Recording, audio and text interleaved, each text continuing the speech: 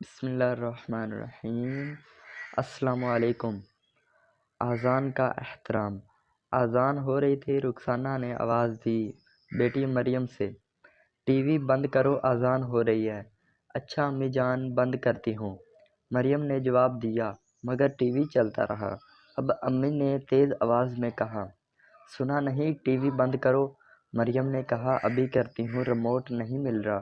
اتنے میں فاطمہ کی آواز آئی، مجھے سمرن نے چٹکی کاٹی ہے۔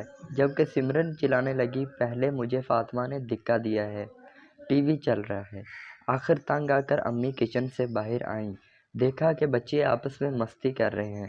ریموٹ موسیٰ نے پکڑا ہے جو کارٹون دیکھنے کی ضد کر رہا ہے۔ اتنی دیر میں اذان بھی ختم ہو گئی۔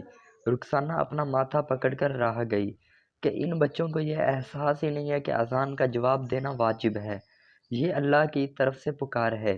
جب والدین کی آواز پر نہ آنا گناہ ہے تو اللہ کے حکم کو نظر انداز کرنا کتنا بڑا گناہ ہے۔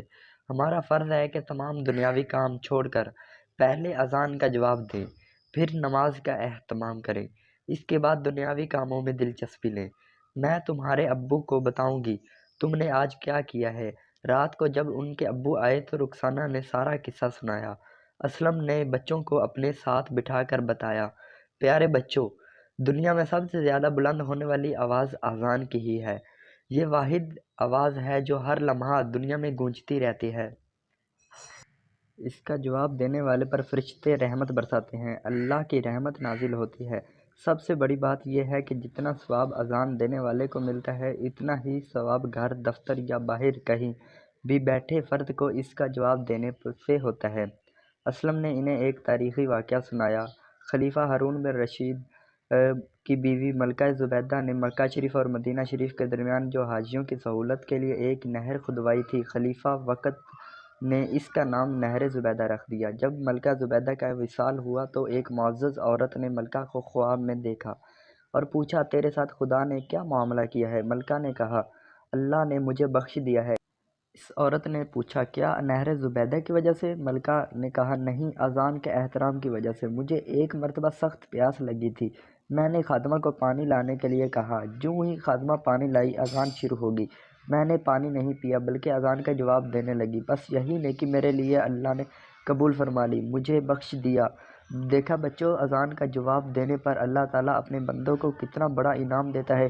سب بچوں نے وعدہ کیا کہ آئندہ اذان کا احترام کریں گے، اور میری بھی تمام بچوں سے گزارش ہے کہ اذان کا احترام کریں اور نماز بھی پابندی سے پڑھیں۔ گزارش ہے کہ اذان کے وقت خاموشی اختیار کریں اور اذان کا جواب دیں، سب کام چھوڑ کر نماز کی تیاری کریں۔ شکریہ۔ دوستو، اگر آپ کو ہماری ویڈیو اچھی لگی تو ہمارے چینل کو سبسکرائب کریں اور ساتھ ہی لگے بیل آئیکن کو ضرور دبائیں تاکہ ہماری ہر آنے والی نئی ویڈیو سٹوری کا نوٹیفیکیشن آپ کو سب سے پہلے مل سکے۔ شکریہ۔